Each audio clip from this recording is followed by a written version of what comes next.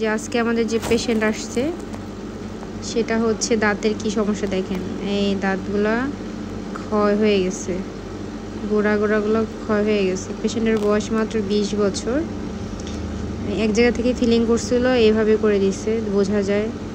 এখন আপনি এটা হয়েছে কেন আস্তে আস্তে আপু? এখন কেন এটা হয়েছে? কি খাইতেন আপনি সকালে? মিষ্টি জিরা। মিষ্টি জিরা, হ্যাঁ কফি, কিন্তু দাঁত বেশি ব্রাশ করতো না ভালো করে। এখন যারা দাঁতের প্রতি যত্ন করেন না এই অবস্থা। এখন আসছে আমাদের কাছে, ওর আম্মু ট্রিটমেন্ট করে গেছে 1 বছর আগে। এই যে ওর আম্মুর দাঁত এখন সুন্দর আছে।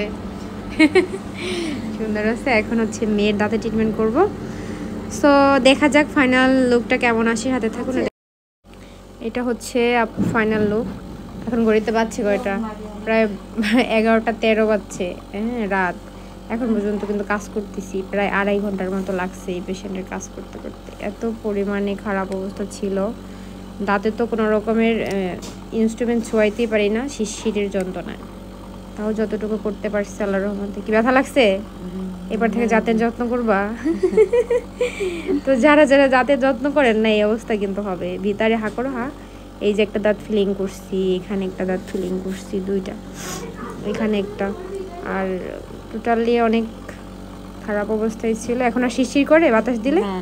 এখন আর শিরশির। এবার থেকে যত্ন করবা না? আচ্ছা ঠিক আছে। যাদের এ ধরনের সমস্যা, উপরে দেওয়া নাম্বার হোয়াটসঅ্যাপের মতো দাঁতের ছবি পাঠিয়ে অ্যামাউন্ট জেনে তারপর চলে আসবেন। আসসালামু আলাইকুম।